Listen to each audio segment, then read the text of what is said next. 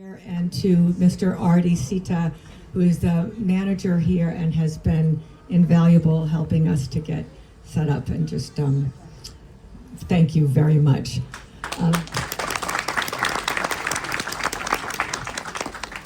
All right, so the first thing on our agenda is I'd like to welcome State Senator Brendan Crichton, who's here to give us a few comments. Senator Crichton. Thank you. Good morning, everyone. Welcome to Swampscott. My name is Brendan Crichton. I'm the state senator for the 3rd Essex District, proudly representing the communities of Lynn, Linfield, Marblehead, Nahant, Saugus, and of course Swampscott. It's great to see Senator Lovely here from Salem. We also have the Select Board Chair Mary Ellen Fletcher from Swampscott, Katie Phelan on the Select Board as well, Acting Town Administrator Gino Cresta, and this is the problem when you start naming people. You're going to hear from Jenny Armidi next. If I missed any other electeds, I apologize. I've been proud to work at the State House now. I'll be celebrating in June 20 years up there in a few different roles, but I've had the pleasure of working with the Essex Heritage Commission for that entire time. And they do such great work advocating for all of our communities. And it hasn't always been easy, right? They've gone through ups and downs and rocky times. Think of the recession, obviously the pandemic. I don't know what the heck we're calling this right now that we're facing, but the challenges continue to be great. But they find success by highlighting what is best in our communities. And everyone in Massachusetts wants to brag about their history, their culture, their beautiful natural resources. But I think here in the North Shore, in particular Essex County, we have so much to be thankful for, so much to be proud about. And we're going to hear a lot about that later today from some other speakers. But I do encourage everyone here. I know we have some folks that are from the area, but please take a walk around when you're done here. Go on Lynn Shore Drive, Lynn Shore Reservation, Red Rock Park, Fisherman's Beach. Stop by some of our historic sites that you hear about. Look at some of the businesses that are budding these resources and how crucial it is for the local economy. We have a number of shops over here, arts and cultural businesses. My barber, if you need a haircut, he's wonderful. Rosa Brothers, shout out to them. And obviously we're in such a historic site here today. So thank you so much for coming. We look forward to working with all of you. And it's my pleasure to introduce a great friend and such a great leader already on Beacon Hill and does so much for the district, and a dear friend. And the House and Senate get along. I want to show that here today. So thank you. Jenny Armidi. Thank you, Senator. Good morning, everyone. It is so great to be here. I, too, would like to welcome you to Swampscott and to the 8th Essex District. This is actually a bit of a full circle moment for me. I don't think you know this, Brendan. As you are well aware, the Essex National Heritage Area was created by an act of Congress in 1996. In 1996, I was a senior legislative aide to Congressman Peter Torkelson, the author of that act and a tireless champion. So I'm very happy to be here with you to celebrate all the amazing work that you have done since that act passed in 1996. Today, I live in Marblehead with my husband, who was the congressman's press secretary, in an antique house in one of the country's oldest neighborhoods. It was settled by English fishermen whose heirs would become the patriots who freed this continent from English rule. So, it is an honor for me to be here because I have the deepest respect for your work and I have the deepest love for my district. I'm especially grateful to you for choosing Swampscott as the location for your commission meeting. It's a community that honors its past while boldly moving into the future with new ideas and fresh thinking. Nancy Schultz's work to save the John Glover farmhouse is the very best example of the former. Indefatigable, I can't even say it, is the perfect word for Nancy. Not only has she formed a movement, she has single-handedly reintroduced General John Glover, his life and his story to a new generation. And just in time for our country's Revolution 250 celebrations. But Swampscott isn't satisfied to just look at the past. The site we're meeting on is an exciting new chapter for the town. Swampscott looked at the beauty of Nahant Bay and said the town's families and visitors deserve better access and better amenities. You'll hear more about that later. But back to General Glover for a moment. As Nancy knows, he was overshadowed by his peers who were bigger personalities. Henry Knox comes to mind. Glover was a workhorse. He was not a show horse. Towards the end of his service, he wasn't always well, and he was homesick. He dreamt of nothing more than returning to his family and friends in Marblehead, to the harbor he loved, and to the Swampscott farmhouse he had purchased in 1781. So for him, and for all of us, this is a special place. Thank you for spending some time here. Thank you very much, Representative Armini, and thank you, Senator Crichton. I'd also like to recognize Senator Joan Lovely, who's here. Can give a little wave. Thank you very much, Senator Lovely. Also, Amy Nyadje from Senator Elizabeth Warren's office, Katie Morfill from Senator Edward Markey's office, and Liam Moorhead from Congressman Seth Moulton's office. Thank you all very much for being here today. All right, we can move to, if you want to move to the next. Well, I'm going to just move on from that. I am going to introduce Gino Cresta. In fact, our acting town administrator, Mr. Gino Cresta. Would you like to come up, say a couple words? I'll be very brief. Thank you, Angela. Welcome you all to Swampscott on this chilly spring morning.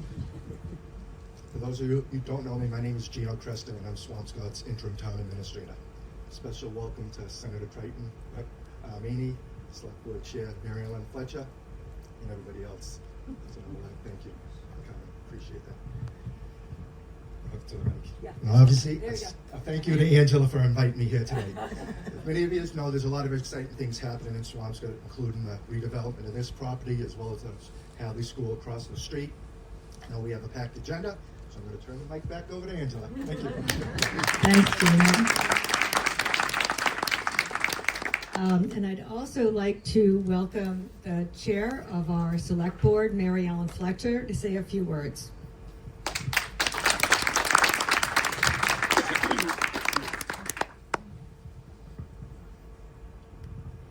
Hi, I just want to thank everyone for coming as a representative from the select board and our residents in the community. You sit here today and you can see the beautiful community we live in, the hard work we're doing. We've purchased this property.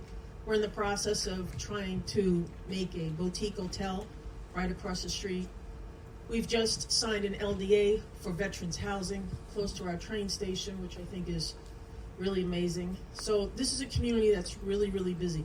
But our biggest assets are people like Angela Polito and Gino Cresta, Marzi Galaska. These are the people that work so hard for our community to make it where it is today. And I'd really like to thank all of your help and all your support for what you've done for us. Thank you. Thanks, Marzi. Mary Ellen, I know who you are. So thank you very much, Mary Ellen.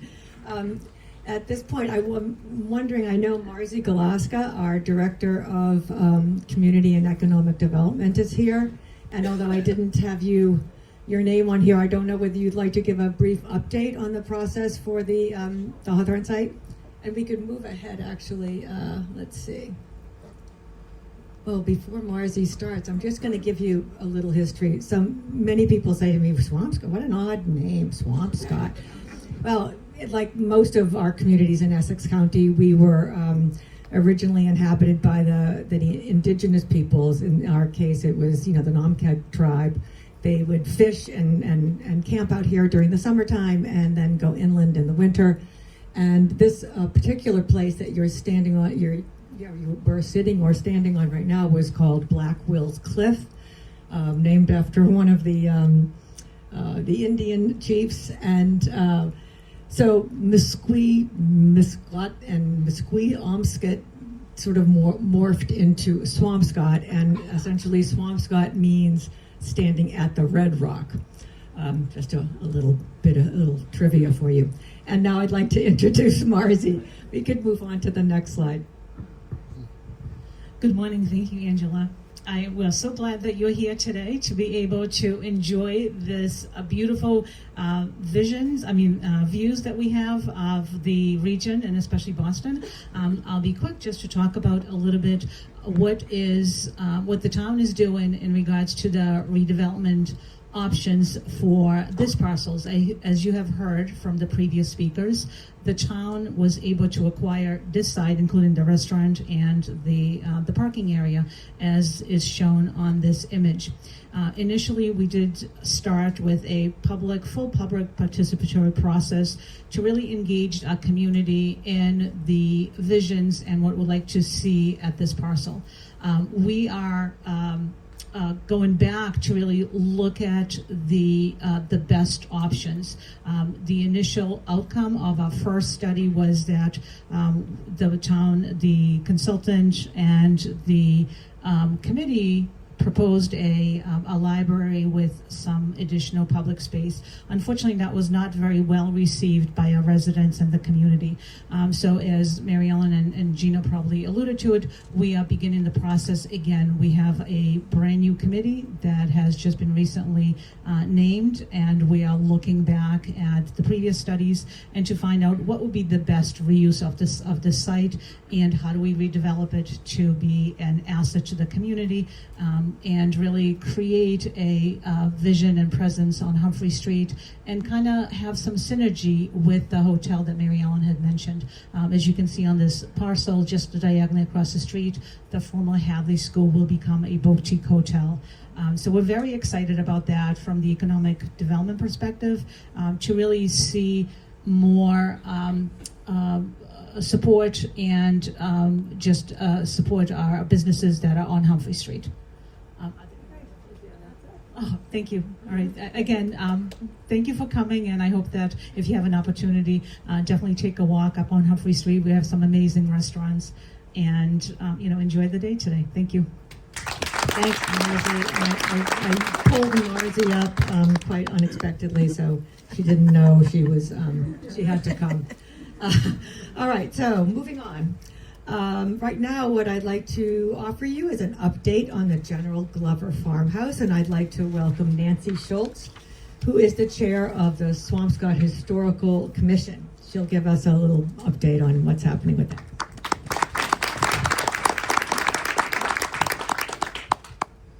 Good morning, and I'd like to follow up on what Jenny Armini so kindly discussed with you, of the preservation effort that has been underway for over 2 years. Our goal is to save a pre-Revolutionary War house at 299 Salem Street, Swampscott, formerly the General Glover Restaurant, owned by the Athanas family of restaurateurs, the very family hosting us so hospitably today.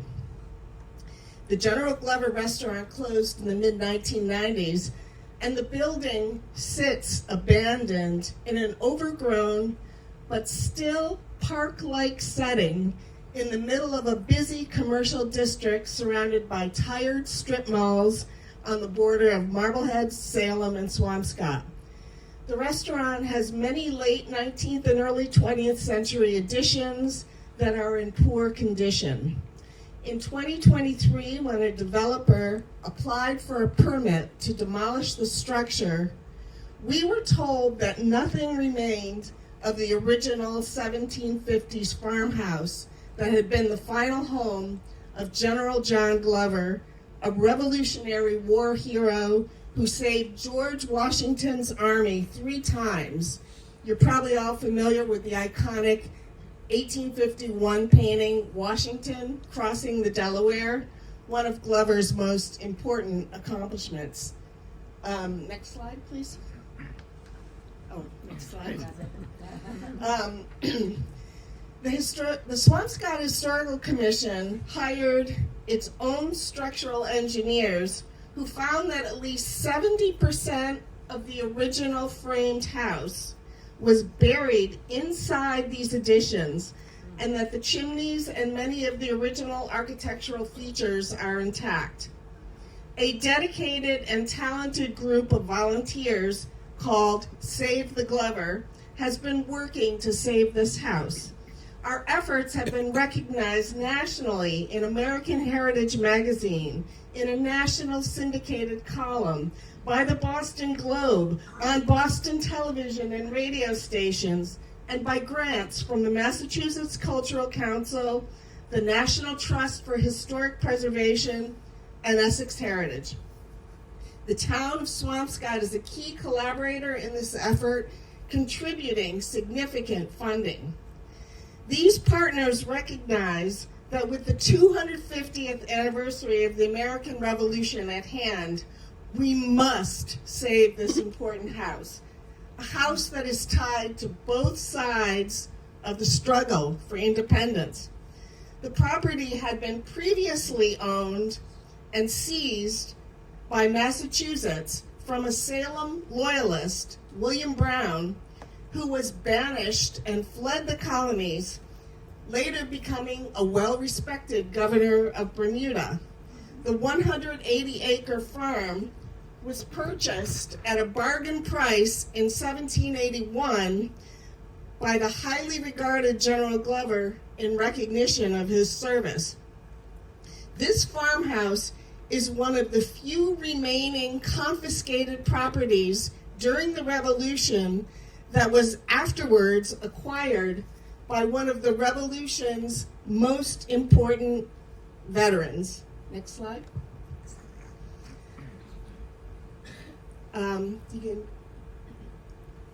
We must preserve the Glover as part of our commemoration of Rev 250. It will educate future generations about the goals and outcomes of the Revolution. We have just begun to uncover the rich history of this site as an indigenous byway dating back at least 10,000 years through a fascinating series of owners, one connected to the Salem witch trials, through major Revolutionary War figures, Brown and Glover, and through other significant 20th century owners, including Lynn shoe manufacturer A.E. Little and the Athanas family, founders of nationally known restaurants. Next slide. Oh, that's the last slide, thanks. In fact, many supporters of the Glover effort have come forward because they so loved the Glover restaurant, where an entire generation celebrated significant life events. Save the Glover welcomes any and every opportunity to partner with the Athanas family and a developer to successfully integrate this nationally significant treasure into a new commercial project or residential, senior, or veterans housing. And here's a rendition of what it could look like as part of a larger development. The site offers an amazing opportunity for development, and this house unquestionably must remain on the same corner where it has stood for at least 275 years. There, it can light the path back to our national origins and forward to a shining future of adaptive reuse. Please visit our website, www.savetheglover.org. Thank you. Thank you so much, Nancy, for that informative report. It's really important. On another note regarding the Glover, it was an amazing restaurant, and all through high school I worked there as a roll girl. I used to pass out the popovers and all the other tasty treats you'd get in between your meal. So now on to the President's report. This is the business portion of our meeting, and we need to vote on the minutes from our fall meeting in Lawrence. May I have a motion to approve the minutes? So moved. A second? All in favor? Any opposed? Seeing none, the minutes are approved as written. It's time to vote in our new commissioners. Now, on behalf of Essex Heritage, it's my pleasure to present you the following slate of individuals nominated to serve as Essex Heritage Commissioners for a 3-year term. Some of them are in attendance. If you're here, you can kind of wave your hand if you'd like. Tim Collins, former CEO of EBSCO. Tony Collins, Transportation Planning Coordinator at the Merrimack Valley Planning Commission. Joanna Kerr, Executive Director of North Andover Historical Society. Susie Jordan, Director of Development at Salem Sound Coast Watch. VJ Joyce, Executive Director of the Pickering Foundation and the founder of Rekindled History Tours. And James Russell, Executive Director of the Custom House Maritime Museum in Newburyport. May I have a motion to approve these nominations? So moved. Can I have a second? Second. All in favor? Aye. Any opposed? The slate of new commissioners is approved. Congratulations and thank you. We're excited to welcome these new commissioners to our enthusiastic group. Now it's time for me to thank our corporate sponsors without whom we couldn't exist or do any of our important programming. They're the people that make our programs across the Essex Heritage area possible. In particular, I'd like to recognize Eastern Bank Charitable Foundation, the Salem 5 Charitable Foundation, M&T Bank, and the Institution for Savings for supporting trails and sales. This year was our first time expanding the event series to last over 16 days, and it was a great success. The sponsorship of these 4 institutions, along with the hard work of more than 150 site hosts and event leaders, make it possible to keep this event free to the public. I also want to give a big thank you to New England Biolabs for their continued support of our Park for Every Classroom program and our new funder, National Park Foundation's Open Outdoors for Kids grant. We greatly appreciate their support. It's so important for us to recognize these corporate members for their ongoing support as well. These generous sponsors are listed on the screen behind me or next to me.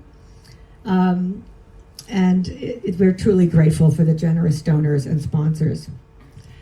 And now I would like to welcome Annie Harris, Executive Heritage CEO. And she's going to come up to the podium and give Essex Heritage Area report. Thank you, Annie. Thank you, Angela. Well, good morning, everybody. Wow, what a nice crowd and what a beautiful day after all those rainy days. It's wonderful to see the sunshine and pretty amazing view here. Can everybody hear me all right in the back? Everybody's good? Okay, good. Well, I love these events because you see so many old friends and new friends, and it's really great to do this gathering.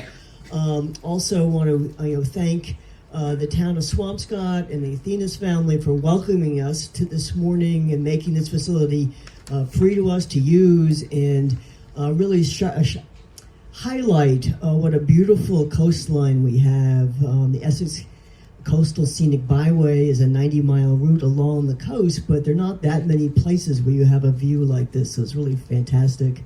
But it's just a reminder of the really fabulous resources that we have on the North Shore and Lower Merrimack Valley, including this picture next to me here of the cranes up in the Great Marsh. This was our prize winner this year for the Essex annual photo contest, and what a really extraordinary picture it is. So again, just such a beautiful place that we live. So let me talk a little bit about some of the activities that are going on at Essex Heritage for 2025. We're obviously getting ready for the summer, and that means Baker's Island. So we're opening up Baker's Island and hope to get our first volunteer keepers out there next week. A little chilly, but they're game for it, which is great. We have seen a good increase in demand for overnights at the island because of the HGTV show. So that's great. That gives us some income to take care of the property. And there's always work to do there. Last summer we did a lot of work on the lantern room at the top of the tower. And this summer, we are really targeting the interior of the tower, and I'll tell you a little bit more about that later. We're also in the process of hiring our future leaders for the summer. We hire youth every summer, and they will work primarily at Salem Maritime and Saugus Ironworks. And I think with some of the cutbacks with at National Park and with our federal folks, they're going to be particularly grateful that we have these kids and we're able to bring them on this summer. Our educational programs are, go year round, but we really are gearing up for this summer. Teach a Park for Every Classroom, or PEC program, where we do a week-long workshop with partners around the county, including Lawrence Heritage, Lawrence Cultural Center, and also with our friends up in the Crane Estate. And really loved having these partners and that host our cohort of teachers who learn how to really engage with the star cultural natural resources of this region. Of course, we have our ongoing programs, such as the advocacy work that we do for the Border Boston Rail Trail. A lot of work going on in Swampscott, trying to move that trail forward. A very important section of the trail. We have our public programs and lectures and youth engagement. We have an event coming up in April for School Vacation Week. We have our Heritage Friend program, Heritage Tourism, and Trails and Sales, which happens in the fall, but it takes year-round effort to make that 16 days, 200 plus events happen. So we're very, very busy. But I wanted to give you a brief update. I think you're probably curious of what's going on in Washington and how that affects us. We don't totally know. It certainly is going to affect us. Right now, I think many of you know that we get a portion of our funding to be able to run the Heritage Area through a grant program that's part of the National Park Service. We have right now been able to secure the current funding for operations now, and also for most of our summer programs. We're working very hard on securing the next round of funding that was passed as part of the continuing resolution. It was passed last month by Congress, so we hope to be able to get those funds in hand soon. But we have paused our partnership grant program because we're just not totally sure about the funding. Hope to be able to restart that if we get full funding for the new fiscal year, which for us starts on July 1st. One of the things I do want to do a little plug for is that part of the effort to secure the next round of funding is a letter writing campaign. And I want to do a call out for everyone here to help join us on that. There's 62 heritage areas across the country, and we're all asking our supporters and friends and partners to write letters of support to our elected officials in Washington, which would be Congressman Moulton in this region, Congresswoman Trahan in the northern part of our county, and Senator Markey and Senator Warren. They are great supporters of our heritage area, but we are asking people to write letters to them, and we have draft letters we'd be happy to share with you to say how you value our work, and they will be using those letters to go to the committees, the Senate and House Appropriations Committee, to make the case that heritage area programs should be fully funded. So hope you'll join us on that. And now, on a little more upbeat note, we're having a great time working on the commemorations and celebrations around the 250th anniversary of the American Revolution. There are obviously many national and state preparations going on, and we've been working most closely with Revolution 250 Massachusetts, and their director, Jonathan Lane, is here this morning. You'll see him in a minute. We also work with a lot of local partners who are planning really wonderful events this year and next year, and also with the Mass Office of Travel and Tourism and their Mass 250 program and America 250. So lots of partnerships around this commemoration celebration. A lot of the national focus is on July 4th of 2026, But in Essex County, we have started much earlier. Essex County was very important in the build-up to the American Revolution and some of the early skirmishes. And we sent many troops to Lexington and Concord, and then, as you've heard, General Glover and others participated in the Revolutionary War. But many events happened here in 1775. And we've actually already done some events. I think also, I hope you all know that we have a website started a couple of years ago, EssexHeritage.org, Rev 250, and we post information, histories, timeline, and share events. So when you have an event, we're happy to put it up there, and also encourage you to put it at MOTS 250. And then most importantly, we do have quarterly meetings to share information, to share resources, to talk about what you want to plan or how we could help you with events in Essex County. Last spring, we did a great debate about the birthplace of the American Navy and whether it was Marblehead or Beverly, and you'll have to listen to the video to find out how that came out, but it was a lot of fun. We also did an anniversary, 250th anniversary of the first Massachusetts Provincial Congress, which was actually held in Essex County in Salem on October 7th of 1775, despite the fact that Concord continues to say they were the first meeting. They weren't.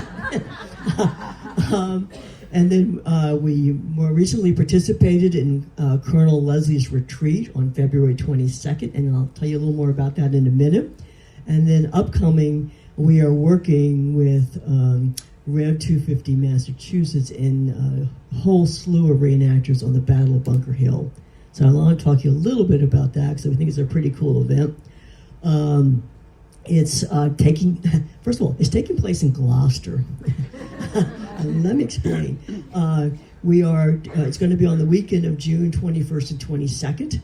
It's after all of the real commemorative dates that will be taking place in Charlestown. So there's a lot of, it's a parade and many events happening in Charlestown. But as sort of a cap to that, we are going to be, I say, 750 reenactors and civilians and will be taking place on reenactment of the battle on Saturday and then redoing it on Sunday. And it is a huge undertaking and a lot of people. There's no room to do it in Charlestown on the little 4 acres that's left around the monument. Plus, the Park Service doesn't particularly doesn't allow you to shoot off black powder and cannons and all the rest. So we think it's going to be a fabulous event. It's free to the public. We do have ships, we have troops, we have redoubt being built. So I think it's going to be a very, very exciting weekend. If you want to support it, of course, we're always raising money for everything, but if you want to support it, you can buy a coin. I think it's in the picture here for $25 and help support the Battle of Bunker Hill. And then I'll just mention also, Trails and Sales, of course, is coming up. The dates this year are September 13th through 26th, another 16 days. And we will have a theme on the Revolution 250.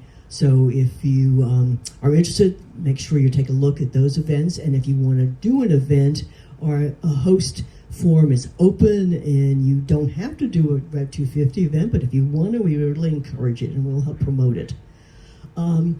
So that's just a quick overview of a lot of stuff that's going on. It's really fun, it's really interesting, and we hope that all the money to fund all this stuff comes through. So now it is my great pleasure to announce our Spring Pioneer in Partnership Award.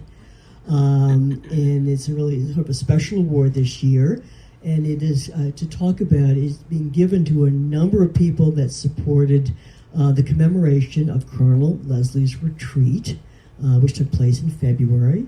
And it's really where the American Revolution almost started in Essex County, almost started in Salem.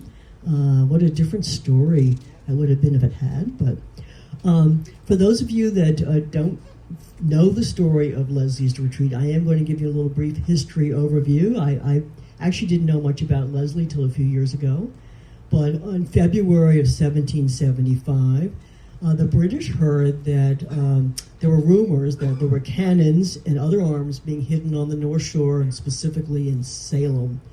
And General Gage ordered Colonel Alexander Leslie to Salem to research and to search and seize these weapons, particularly the cannons were really very important. So on February 26 of 1775, Colonel Leslie and 240 redcoats or regulars arrived by boat in Marblehead. And they hoped to surprise the residents because it was a Sunday and the residents were in church. But they were seen, and Major Pedrick of Marblehead quickly rode off to Salem to warn them that the redcoats were coming. The people filed out of church in Marblehead and Salem, and in Salem they gathered by the North River, and Colonel Leslie, he marched his troops to the North River in Salem. But by the time they arrived, there was a good group of residents gathered. There was some local militia, and the drawbridge over the river was raised. So Leslie threatened to open fire on the citizens and on the militia, but he was surrounded, and I think he sort of realized as more troops, more militia actually were arriving, that he had a problem. So there was a standoff for a long time. Finally, as dusk started to come, the evening came, there finally was a compromise reached that the drawbridge would be lowered, and Colonel Leslie gave his word that the troops would go over, but they would only go a few rods across on the shore of the North River. So the drawbridge came down, he marched across, he looked around, and then he left. So he had fulfilled his orders, had not found any cannons because they had been moved, and everybody was, there were no shots were fired.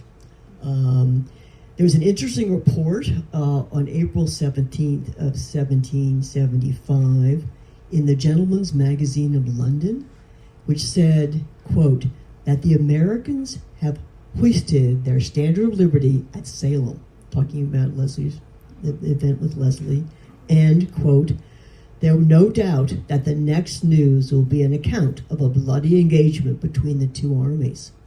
And that was April 17th, and on April 19th, the shots were fired on Lexington and Concord. Which is coming up really soon. That there's a big events there. So pretty sobering that it could have broken out here on the North Shore.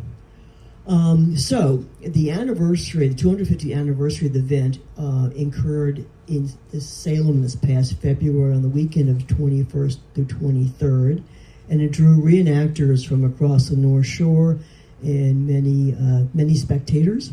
It was really a resounding success. It involved not just the reenactment, but talks and tours and exhibit, a Revolution Ball, a performance, and there was a lot of teamwork to bring this together. Many different participants and organizations, and many of them are listed here, although I'm not even sure we have all of them, but a lot of people. And really want to thank that, particularly the Leslie's Retreat Salem Resistance Steering Committee, who's had a smaller event over the years, but really rose to this occasion of the 250th anniversary and went out and did a lot of outreach to make sure that everybody was involved. And had a lot of great ideas. So today we are here to honor the signature event of that weekend, which was the reenactment that took place at the North Bridge. The morning began with a program at St. Peter's San Pedro Episcopal Church, which very interestingly was the church where General Gage actually worshipped when he had relocated the seat of the British government from Boston up to Salem in the summer of 1774. Thought that the North Shore would be a little calmer than Bostonians and would be more supportive of the British. Boy, was he mistaken. And then after the reenactment service, was a really nice service, everyone walked to the North Bridge to witness the reenactment with the British Redcoat troops arrived under the command of Colonel Leslie, and they were confronted by local militia and citizens. Where I was part of the group booing the British, and that we really had a fabulous reenactment, and that just spurred all these other activities that weekend. So I would like to present a Pioneer and Partnership Award to the core planning partners for the Leslie's Retreat North Bridge reenactment.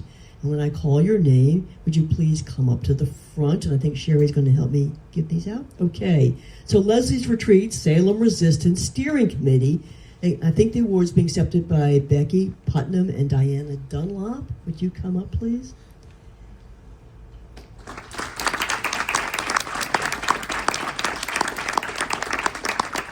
And rather than taking pictures now, I think we'll do it afterwards. So would you please stay? Thank you so much I for. want to thank everyone for coming and making it terrific. Because if it wasn't for you, it wouldn't have been terrific. You're right. But Becky's really good about getting everybody to come. And a lot of good ideas. The City of Salem with the Salem 400 Plus Committee. And this award is being accepted by Ginny Churl. Ginny?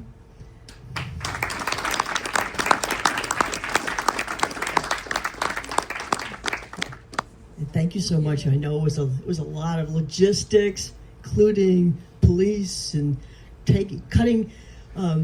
restricting traffic on the main artery in and out of Salem, which some people said couldn't be done at first, right? Yeah, they did. So, great work. Please stay. We'll do some pictures afterwards. But just Michael Graves of His Majesty's 10th Regiment of Foot. Thank you.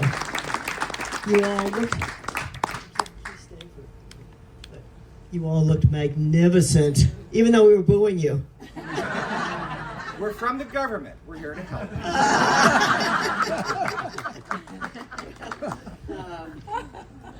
And then Henry Rakowski of the Danvers Alarmless Company. Come on, Henry. I know you're here. Oh, look at the scar. Oh, Bill. I'm sorry. What's Bill's last name? Clemens. Well, thank you. Just a quick thing. This was a major team effort between the Danvers Alarmless Company, the 10th, the City of Salem. Ginny was amazing to work with. St. Peter's Church, amazing. We wouldn't have done it without having the support of all those agencies. I always had and Diana, I'm sorry, Diana. It was something that it was on my bucket list to create a real reenactment in Salem on the same spot and have all these reenactors show up. I had 140 reenactors come to Salem. The best of the best that were in Salem. So I'd like to thank everybody. Appreciate it. And it really was the best of the best. It was really magnificent looking, and Henry did an amazing amount of work to bring in all the different militia, and it was a wonderful interpretation, which really helps you realize how important these celebrations and commemorations of the 250th are. I'd also like to honor St. Peter, San Pedro's Episcopal Church, and I think Reverend Nathan Ives is here, and Irene Axelrod, I know, is here. Great.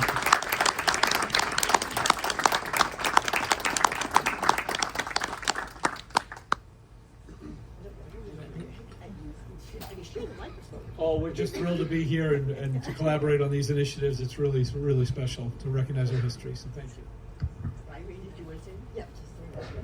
Yep, St. Peter's tells a little bit different story because we had the British. And you can visit and still see where General Gage, where he sat, yes, and worshipped. And then last but not least, Rev 250, which is the director is Jonathan Lane, who is a very busy man these days. He's told me he's put 180,000 miles on his car, driving to all the events around Massachusetts. He's an extraordinary asset to help us celebrate and commemorate. dangerous giving me the microphone.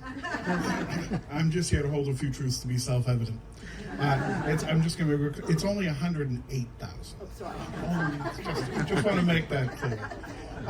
But we're here, and somebody asked me what is my great takeaway so far from the 250th, and it's this. It's all the great programs that are being done by communities all across Massachusetts, from Pittsfield to Provincetown, Newburyport to New Bedford, that are doing great work on the ground. So I can't thank all of these people and all of you for making all this possible. Thank you so much. These are commemorations of the people, by the people, for the people. Thank you.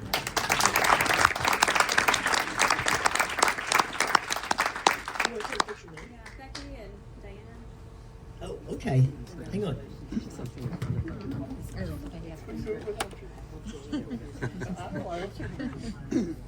Are you able to get everybody?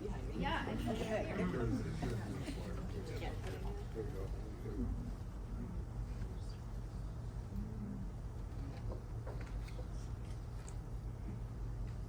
right, thank you. Thank you.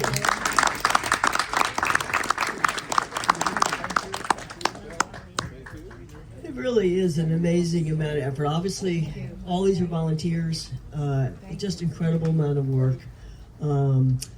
Like also the work that we heard about going on here in Swampscott. Just a lot of community efforts to preserve and enhance and tell the stories of the region, enhance our resources, and keep them for future generations. I got into this work about 25 years ago. Wasn't originally from Massachusetts, but came up and just said, this is just the resources that are here are phenomenal. But it's really easy to take them for granted because they've always been there, but doesn't mean they always will be there. We need to make sure this history is told, these resources are here, we take care of our places, because so much of it is supported by a lot of volunteer effort and love and just sweat equity. So really, thank everybody that participates and really gets behind this. And remind you that for Rev 250, we do have our website. It's based, you can get to it from essexheritage.org. We are trying to support you, and if you want to do events, we are trying to advertise the events that are coming up. So check that out. There's a lot of stuff coming up this year and next. Now I just have a few closing remarks. I'm going to give a little plug for, we are about to start some fundraising for repairs of the interior of the Bakers Island Lighthouse. As mentioned earlier, we've done a lot of work on the lighthouse tower over the last couple of years. The exterior is in pretty good shape. We did a lot of rust removal and painting of the top of it, the lantern built the room. But the interior really needs repointing. The bricks are crumbling. We really need to do work. So this year is the 10th anniversary of Essex Heritage providing public access to Bakers Island. So our goal is to raise $10,000 to be able to keep access to the light station and to preserve the lighthouse, which is the key central structure there. We want to make sure that the lighthouse is about 200 years old now, and it continues in its beautiful location for another 200 years. So the project itself is about $25,000. We've applied for a lot of grants. They almost all require matches, which is why this fundraising is particularly important, and the help of the community is particularly important to come up with those matches. So there's my plug. Now, in closing, I just want to mention some upcoming events. We have a seafaring story time with the Salem Public Library during school vacation week in April 24th. In the afternoon, we have a great debate part 2, which is Patriots and Loyalists on May 6th. It's an evening program at the Salem, at the National Parks Visitor Center Auditorium. And you might be surprised who became Patriots and who became Loyalists. We have a Heritage Friend event at the Phillips Library on May 8th. And then we have the Battle of Bunker Hill on June 21st and 22nd, which is a free event. And then we also have the photo contest, which has started and it's open all year. Will end in December. So take some of those pictures of these really wonderful places that are here. And with that, I think I'm ready to announce our adjournment, but I really thank you so much for coming. We value your support, your interest, all your help over the years, all the partnerships, all the friendships, and we actually are able to value your time too. That every federal dollar we get, we have to match, and we can match your time. So your time is worth us. It's valuable in so many ways, and just can't thank you enough for coming and supporting and being interested in all the work we do. And let's have fun this summer. Nice to see you all.